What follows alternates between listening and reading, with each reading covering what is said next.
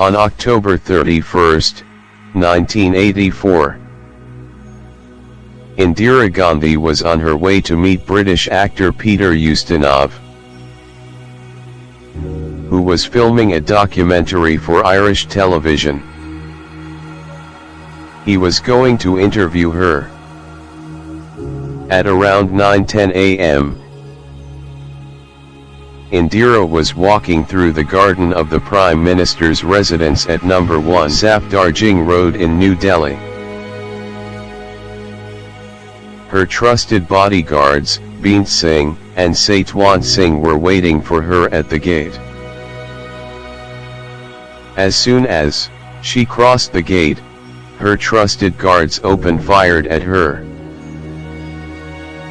Sub-Inspector Beant Singh fired 3 rounds into her abdomen from his .38 revolver. Satwant Singh then fired 30 rounds from his Sterling submachine gun into her after she had fallen to the ground. At around 9:30 a.m., Indira Gandhi was rushed to All India Institute of Medical Sciences, AIIMS, in a white ambassador. Her daughter-in-law accompanied her. The doctors decided to operate on her. At the time, her son Rajiv Gandhi, who later succeeded her as the Prime Minister, was not in the capital. He was campaigning in Bengal for the elections that were upon them. Soon, Rajiv was informed that his mother is critical and he had to rush back to the capital.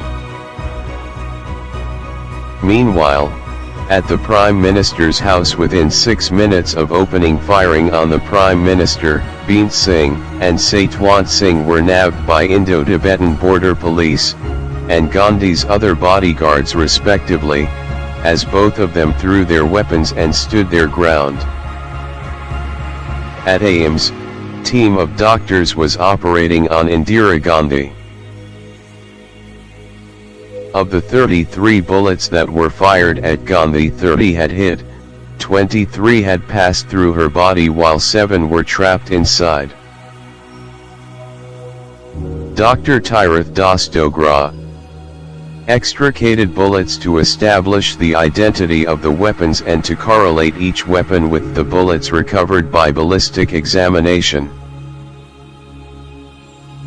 Beant Singh, captured by the Indo-Tibetan border police, was shot dead within minutes after the assassination.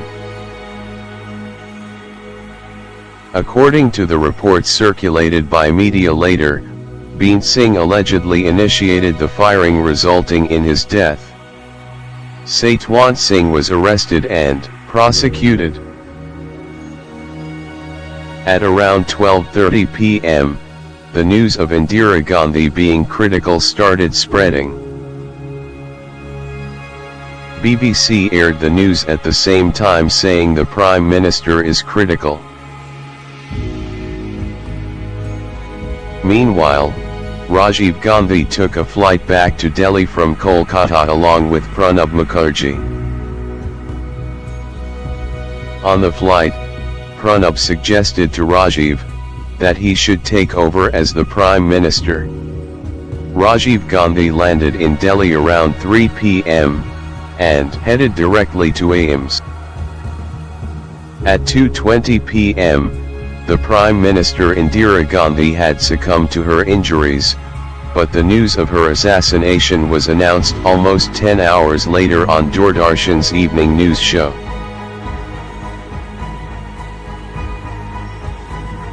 Rajiv Gandhi was sworn in as the 6th Prime Minister of the country at 6:45 p.m., without needing an interim government. At 8 p.m., newsreader Salma Sultan announced the death of the Prime Minister to the nation on Doordarshan. Soon after that, Rajiv Gandhi addressed the nation.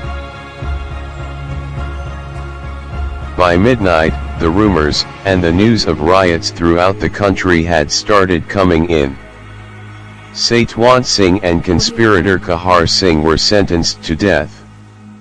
The sentence was carried out on January 6, 1989. I am alive today, I may not be there tomorrow. I do not care whether I live or die. I have lived a long life and I am proud that I spent the whole of my life in the service of my people.